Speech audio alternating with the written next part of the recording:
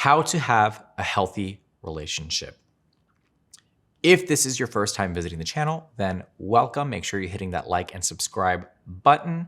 And like I said in the beginning, we were talking about healthy relationships. All right, gentlemen, this is a question that I get asked all the time, and it's how to maintain and sustain a relationship. And if this is something that you struggle with, it's okay.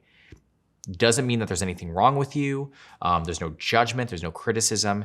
This is about understanding and learning what a relationship, a healthy relationship should look like, and how to start to apply these techniques in order to start to create the relationship that you want with your partner. So the first thing to take into consideration is that you have to be clear on your expectations early on.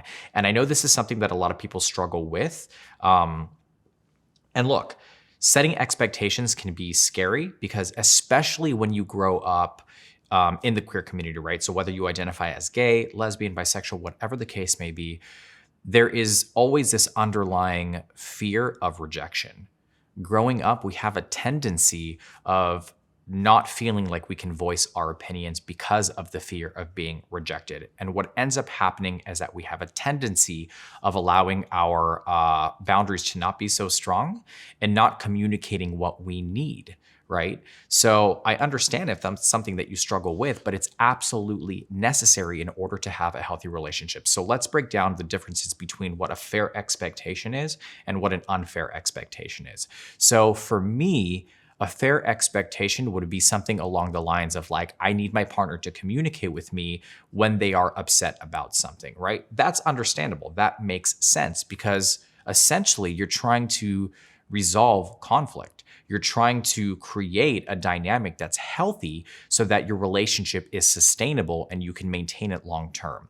An unfair expectation would be something along the lines of like, I need my partner to prioritize me all the time. Like, that's not really possible, right? We are independent, autonomous individuals that are coming together and trying to build something healthy, something together, but to expect them to only prioritize you 24/7, that's not really feasible. And if that is where your mind is at, I think it's really important to take a step back and ask yourself why that's your expectation. Right? Is that coming from an insecurity that you may have? Is that coming from previous experiences in other relationships where you have not been prioritized? So now that is an expectation for you in this new relationship. And is that balanced, right? And the second thing to take into consideration here is boundaries. And my assumption would be, and again, I don't like to assume, but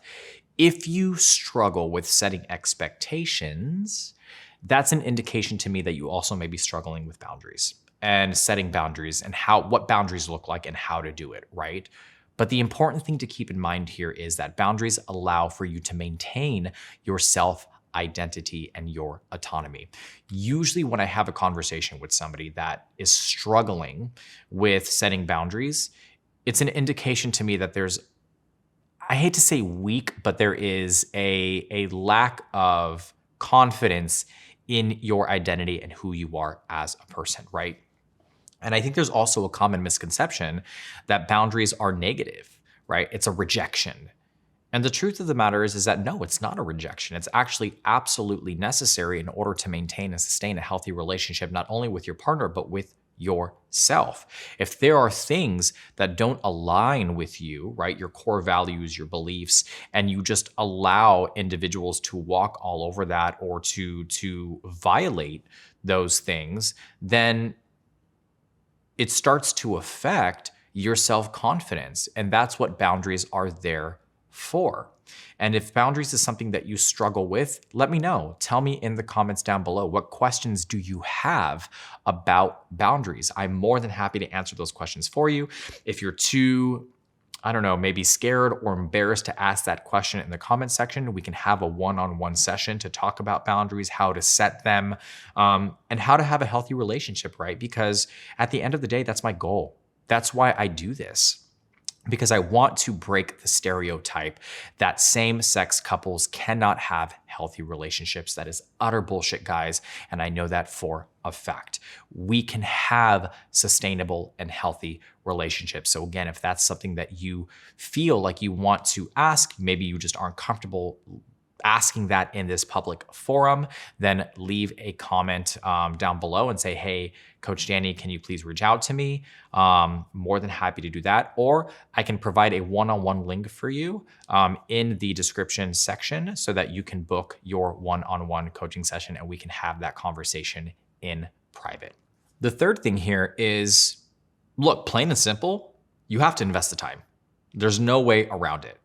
Investing time into a relationship is so important. And I get it. You may have a super busy schedule. Maybe you run your own business. Maybe you are on 12, 13, 14-hour shifts. You have a multitude of different responsibilities. You have errands that you have to run and all of that. But look, at the end of the day, if you want a relationship, I'm sorry to tell you, you have to invest the time. There's no way around it.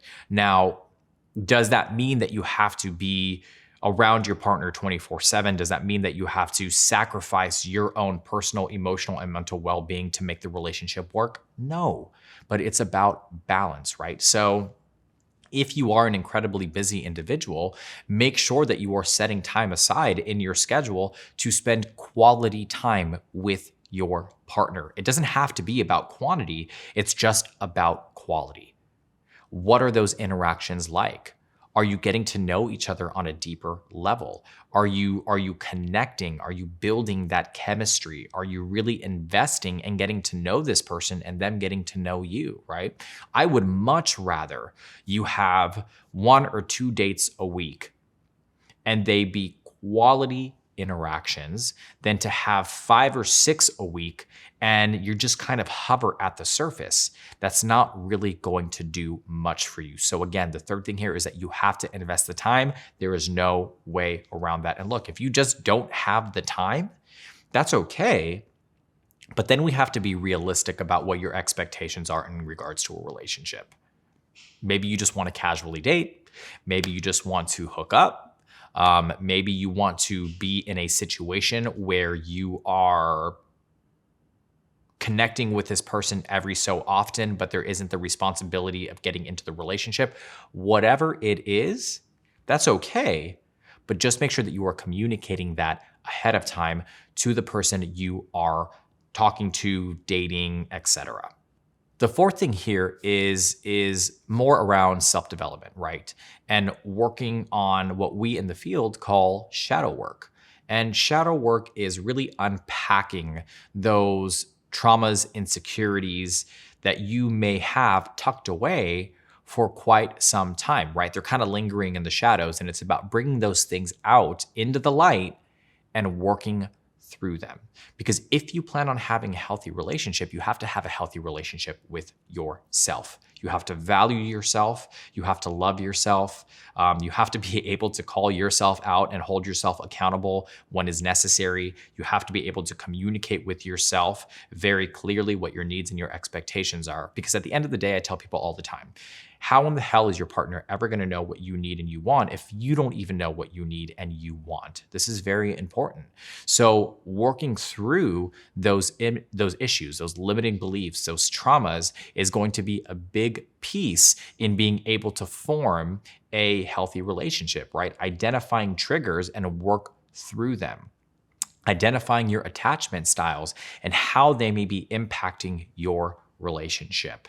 And if you don't know what attachment styles are, I've already created a video that explains some of the attachment styles, but I also have a training around unpacking attachment styles, identifying which attachment style you may possibly be, and learning how to navigate that. So I will provide a link in the description box down below for you to that training, if that's something that you feel you need, along with the one-on-one coaching link that I provided and that I mentioned before. And the last piece of the puzzle here, but the most important part, is communication.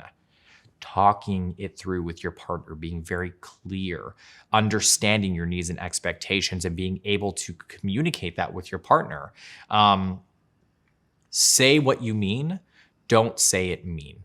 That's a big thing that I say to people all the time. Understanding that your needs are important, but it's not about what you communicate, it's about how you communicate.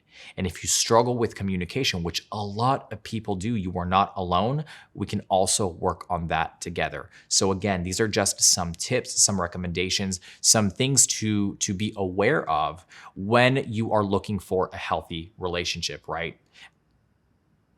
At the end of the day, healthy relationships are a lot of work.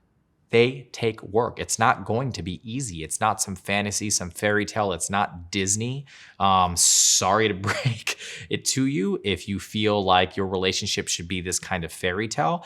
I think there is elements of that that are absolutely possible in a relationship, but realistically speaking, relationships take work. So you have to be willing to roll up your sleeves and get dirty in order to be able to maintain and sustain a healthy relationship. Again, as I mentioned before, make sure you leave any comments that you may have down below. My name is Danny. I am a life and relationship coach. I hope you guys are staying happy and healthy, and I'll see you guys in the next video.